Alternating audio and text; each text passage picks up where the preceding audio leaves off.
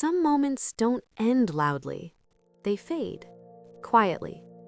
This is one of those moments. There wasn't a fight, no raised voices, no slammed doors or final conversations that could be replayed later, searching for meaning. If someone had asked when it ended, I wouldn't have known what to say, because nothing happened. And somehow, that was what hurt the most. At first, everything felt normal. Normal enough that I didn't question it. Messages were still exchanged, schedules still overlapped. Life continued in a way that looked familiar from the outside. But something small had shifted. So small that it didn't demand attention, just enough to feel slightly off. I noticed it in pauses. A question that wasn't answered right away. A response that arrived shorter than usual. Moments where I filled the silence myself, convincing myself it meant nothing.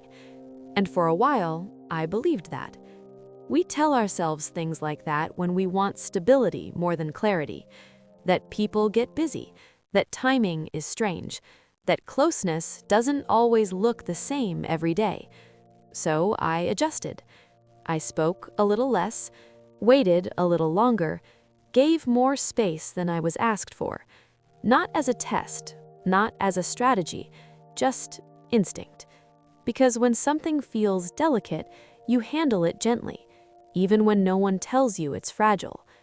There were moments when I almost brought it up, when the words hovered just behind my teeth, but I didn't want to be dramatic, didn't want to turn a feeling into an accusation, didn't want to name something that might disappear if I looked at it too closely. So I stayed quiet, and nothing happened. Days passed, then weeks, not in a way that felt obvious, more like a gradual thinning. Conversations still existed, but they felt lighter, like they could float away at any moment. I started noticing how often I was the one reaching out, how often I was the one asking questions, how often I was the one holding things together with effort that went unseen.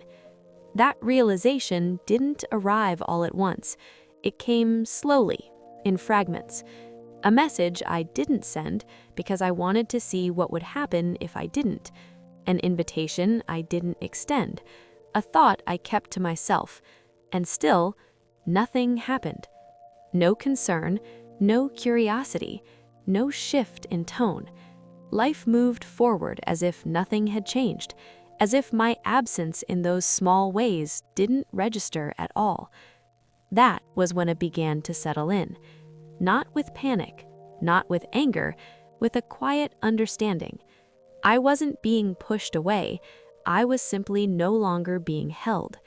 There's a particular kind of loneliness that comes from that realization. It doesn't arrive loudly, it doesn't demand tears right away, it just sits with you. I started replaying earlier moments in my mind, not to assign blame, but to understand.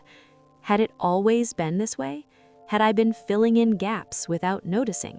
Had I mistaken consistency for closeness? Those questions didn't have clear answers, and maybe they never would. Because when nothing happens, there's nothing concrete to point to, no turning point, no evidence that feels solid enough to justify the weight of the feeling. Just a gradual sense of being less essential than you thought you were. I wondered if they noticed at all, the way I had grown quieter, the way my messages had become less frequent, the way I stopped offering parts of myself without being asked. But there was no sign. And that absence of reaction said more than any argument could have. People often think endings require events, a moment where everything breaks, a sentence that changes the future. But sometimes, endings are made of silence, of unasked questions, of effort that fades because it's no longer mirrored. I didn't leave in the way people usually mean. I just stopped leaning forward. Stopped trying to bridge gaps that weren't being crossed from the other side, stopped explaining feelings that weren't being noticed anyway. And still, nothing happened. That was the part that stayed with me the longest. Not the sadness, not even the disappointment, the normalcy. How easy it was for everything to continue as if nothing meaningful had been lost. How invisible my withdrawal seemed to be. It made me question things I hadn't before. How many connections exist mostly because one person keeps showing up? How often do we confuse familiarity with care? How many endings pass unnoticed because no one marks them? There was no dramatic moment of clarity, no sudden decision, just a quiet shift in understanding.